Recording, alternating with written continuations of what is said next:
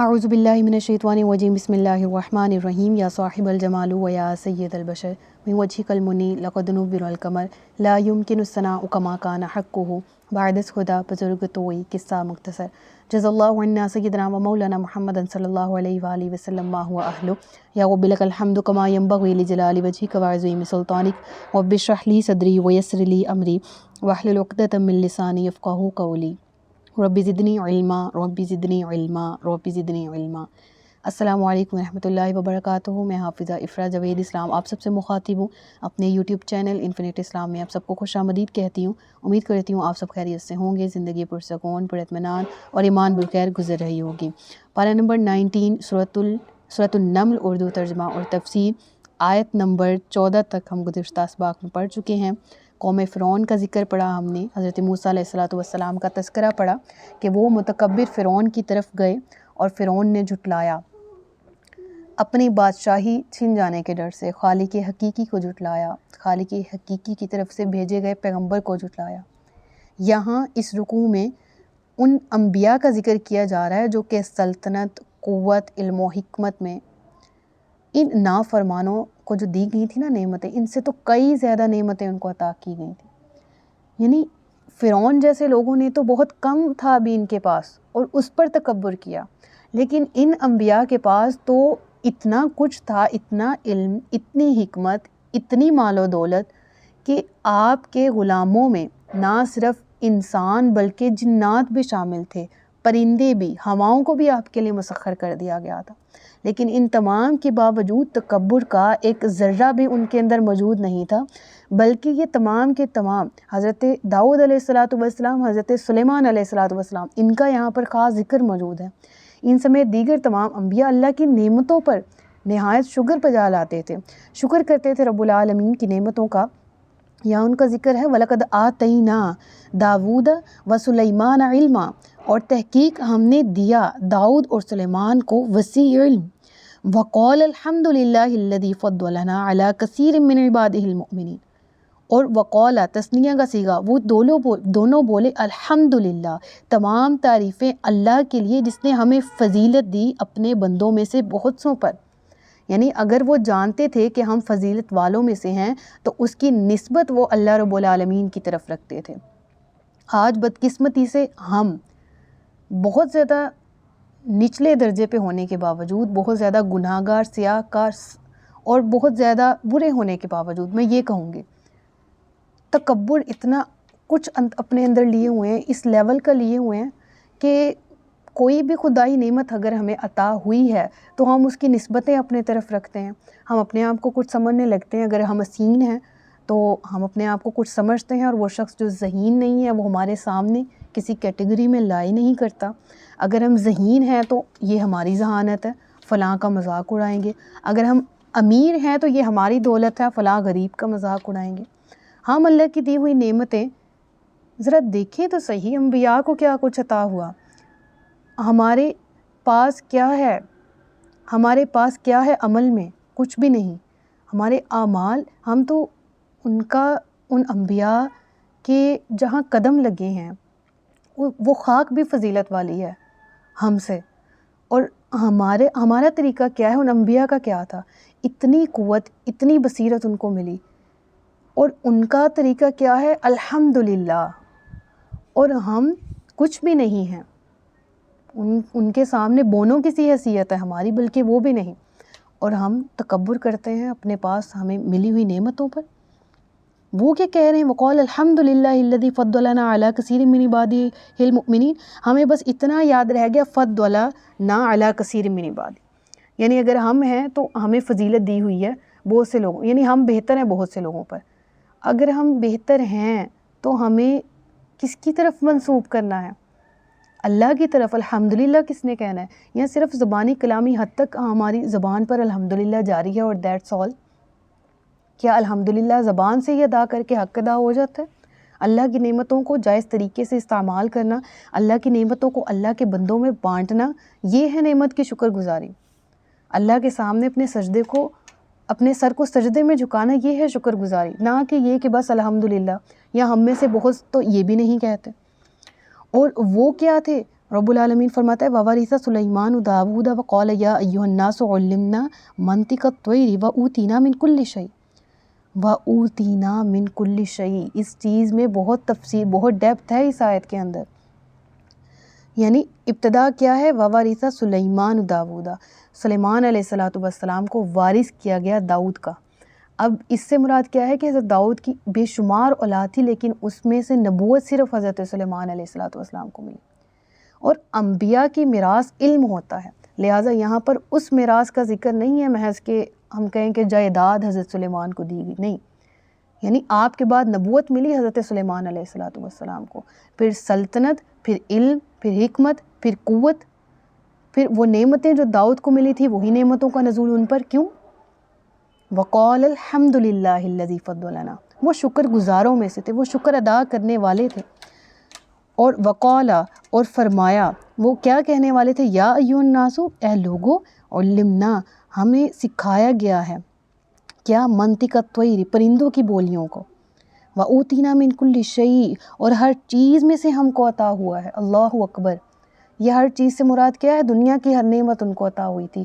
پرندوں کی بولی تھی تو پرندوں کی نوع، ان کی اقسام کتنی زیادہ تھی، اور ان کی زبانیں ان کو آتی تھی، حضرت داؤد کو، حضرت سیدنا سلیمان علیہ السلام کو، وہ ان کی زبان کو جاننے والے تھے، وہ جنات سے ہم کلام ہونے والے تھے، جنات ان کی مطیع اور فرما بردار تھے۔ اس کا ذکر ہم پڑھیں گے، اور یہ سورہ اس اعتبار سے میری بہت زیادہ فیوریٹ ہے کہ یہاں ہم بادشاہی کے عروج اور سلطنت کے عروج کو پڑھیں گے، اور پھر دیکھیں گے کہ کاربن کیسے نبی پاک صلی اللہ علیہ وسلم کی زندگی کو دیکھیں نا، تو آقا علیہ السلام نے فقر دیکھا اور فقر میں شکر کر کے دکھایا، تاکہ امت میں سے کوئی فقر دیکھے تو وہ یہ نہ کہے کہ یہ شاید سنت نہیں ہے، یا پہلے دور میں زندگی جینا آسان تھا، آج چونکہ فقر زیادہ ہے تو ہم سے نیکی نہیں ہو سکتی۔ اللہ نے اپنے انبیاء نازل فرمائے، ان کو مختلف معاشی اعتبار سے بھی مختلف طرح کے سٹیٹس دیے، تاکہ ہمارے لیے مثالیں قائم ہو سکیں، تاکہ کوئی بادشاہت میں یہ کہنے والا نہ ہو کہ بادشاہت شاید اکڑ دے دیتی ہے، یا میرا قصور نہیں تھا، مال تو خود ہی اکڑ لے آیا، لہٰذا مال نہ ہوتا تو شاید میں متکبر نہ ہوتا۔ یا وہ شخص جو کہتا کہ بھوک نے مجھے مجبور کر دیا، میں فلاں برا کام کروں یا فلاں برا قدم اٹھاؤں، لہٰذا بھوک نے مجھ سے یہ کروایا۔ اللہ نے انبیاء کی سنت کے ذریعے ہمارے سامنے مثالیں رکھی کہ بہت زیادہ امیر بھی کیا انبیاء کو دنیاوی سلطنت کے اعتبار سے، سلطنت، حکومت، مال و دولت، علم و حکمت سب عطا کیا، اور دکھایا بندوں کو کہ دیکھو وہ کس قدر عاجز تھے۔ وہ کہتے تھے کہ ہمیں اللہ کی طرف سے علم عطا ہوا ہے، علمنا، ہمیں علم دیا گیا ہے، وہ نہیں کہتے تھے ہمیں علم ہے، ہمیں علم دیا گیا ہے ذات باری تعالیٰ کی طرف سے، ہمیں پرندوں کی بولیاں آتی ہیں، وَأُوتِینَا مِن كُلِّ شَيْءٍ، دیا گیا ہے ہر چیز میں سے علم۔ اور پھر کیا کہہ رہے ہیں؟ إِنَّ هَذَا لَهُوَ الْفَضْلُ الْمُبِينُ، اللہ اکبر۔ وہ یہ سارا کچھ بیان کرنے کے بعد اپنی فضیلت جو لوگوں پر ان کو دی گئی، وہ نعمتیں جو اللہ تبارک و تعالیٰ کی طرف سے ان پر نزول کیا گیا، ان نعمتوں کا کیا فرما رہے ہیں کہ یہ میرے رب کا فضل ہے، إِنَّ هَذَا لَهُوَ الْفَضْلُ الْمُبِينُ۔ اور آج ہم امتی ہونے کے ناطے، آج ہم مسلمان ہونے کے ناطے کس رویے کو اپنائے ہوئے ہیں؟ وہ نعمت جو ہمیں عطا کی جاتی ہے، کسی اعتبار سے کیا ہم اس کا حق ادا کر رہے ہیں؟ ذرا ان انبیاء کو تو دیکھیں۔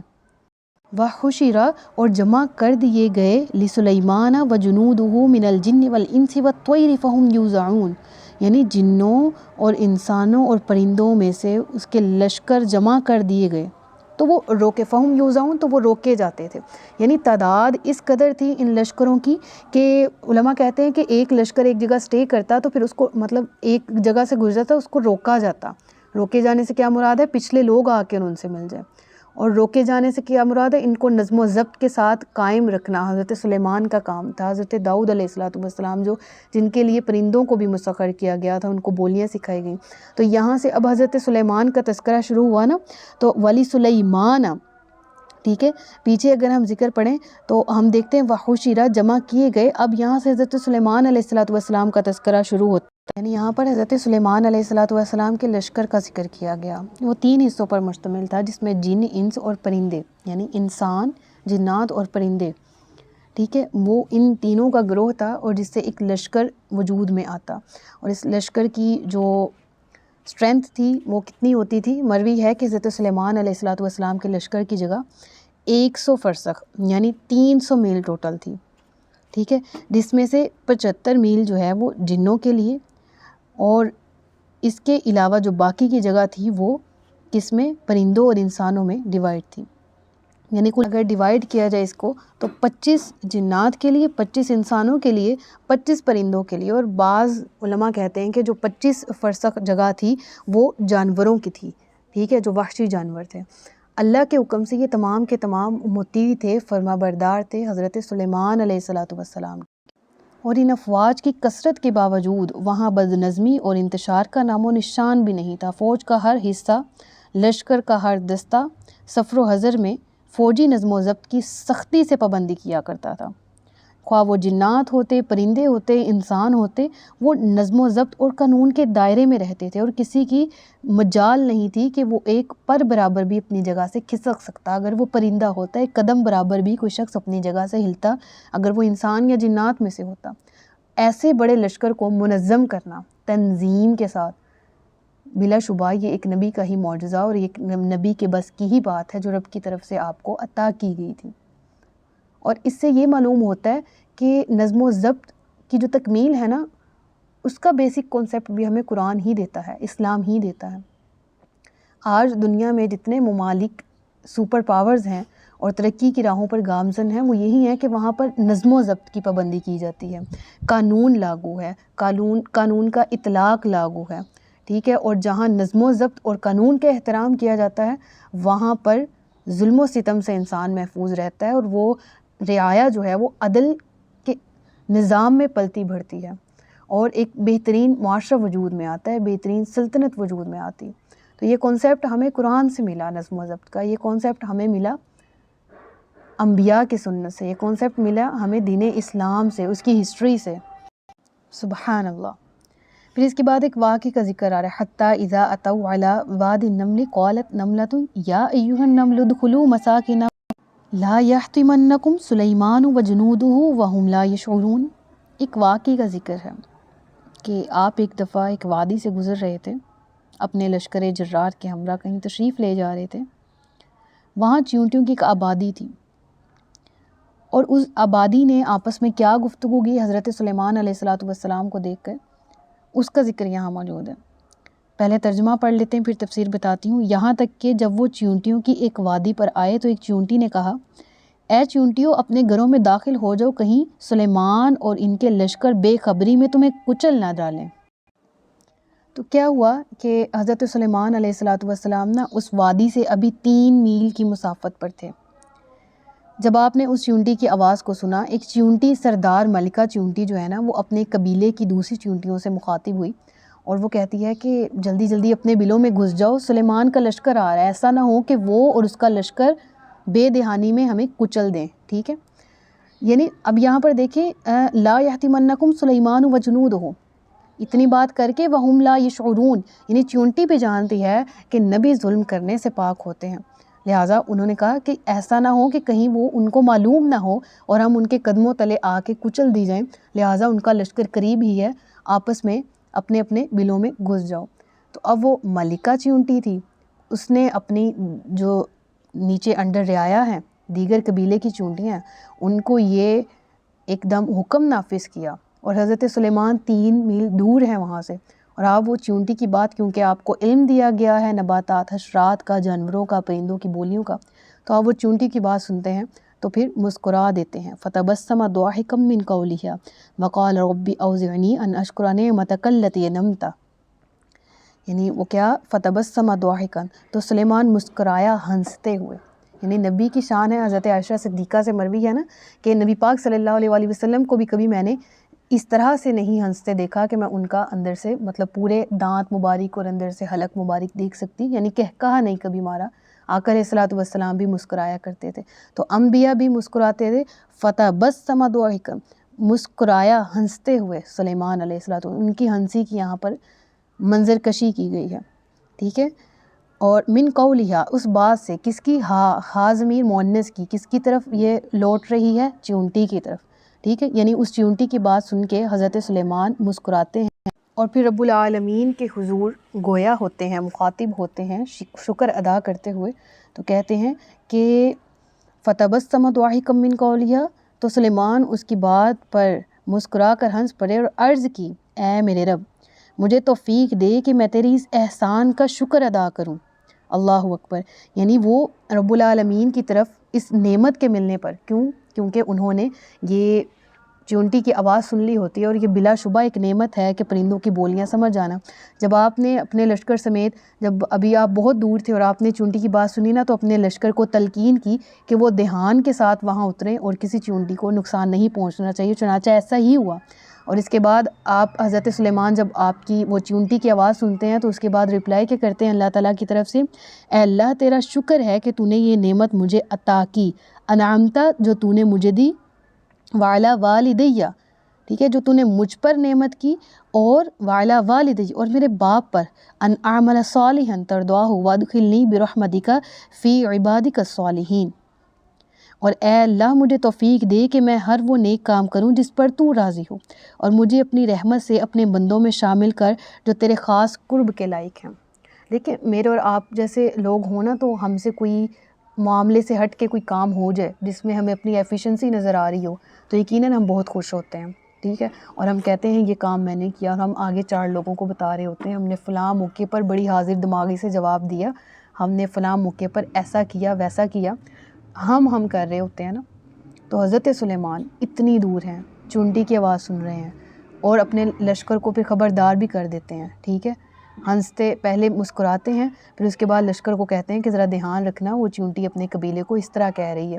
اب وہاں سے گزر بھی جاتے ہیں، اور پھر رب العالمین کا شکر ادا کرتے ہیں، اللہ ان نعمتوں پر تیرا شکر ہے جو تو نے مجھے عطا فرمائی ہیں، ٹھیک ہے، اور پھر آپ نے کہا کہ مجھ پر بھی اور میرے والد پر بھی، اور توفیق دے کہ میں نیک اعمال کروں جو تجھے راضی کریں، اور مجھے داخل کر اپنی رحمت پر، اور اپنی رحمت میں داخل کر، اور اپنے نیک بندوں میں میرا شمار عطا فرما۔ یعنی اس واقعے کے بعد بھی آپ کے اندر اتنی عاجزی ہے کہ میں بلا شبہ میں وہ سن سکتے تھے، اور بہت دور سے ان کو قوت سماعت دی گئی، اور ان مخلوقات کی جن کی عام طور پر ہمیں قوت سماعت نہیں دی گئی، نہ ہمیں ان کی زبان کا پتہ ہے، تو اس اعلیٰ نعمت پر آپ شکر ادا کرتے ہیں، اور شکر ادا کرتے ہوئے رب العالمین سے فرماتے ہیں کہ رب العالمین ہمیشہ مجھے عاجزین شاکرین میں سے رکھنا، اور مجھے اپنے نیک بندوں میں شامل فرما۔ اس کے بعد ایک الگ واقعہ شروع ہو رہا ہے ہدہد کا، اس کی الگ تفصیلات ہیں، اور بہت زیادہ ڈیپتھ میں اس کو میں آپ کو پڑھانے کی کوشش کروں گی، اور اس سے بہت سے اہم نکات سامنے آتے ہیں ہدہد والے واقعے سے، تو وہ بھی انشاءاللہ نیکسٹ لیکچر میں پڑھیں گے۔ جو سلیمان علیہ السلام اور چونٹی سے متعلق واقعات ہیں نا، قصص النبیین، قصص الانبیاء، ہسٹوریکل جو دیگر کتب ہیں، ان میں جو چونٹی نے دیگر مکالمہ کیا حضرت سلیمان سے، اس کا ذکر بھی ملتا ہے، تو وہ انشاءاللہ کسی الگ لیکچر میں وہ مکالمہ میں کور کرنے کی کوشش کروں گی، جو ہمیں ہسٹری کے علماء کرام سے ملتا ہے کہ وہ چونٹی نے حضرت سلیمان سے کیا کیا دیگر خطابات کیے۔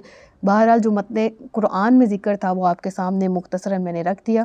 صدق اللہ العلی العظیم و صدق رسولہ النبی الکریم۔ سچ فرمایا اللہ نے جو عظمت والا ہے۔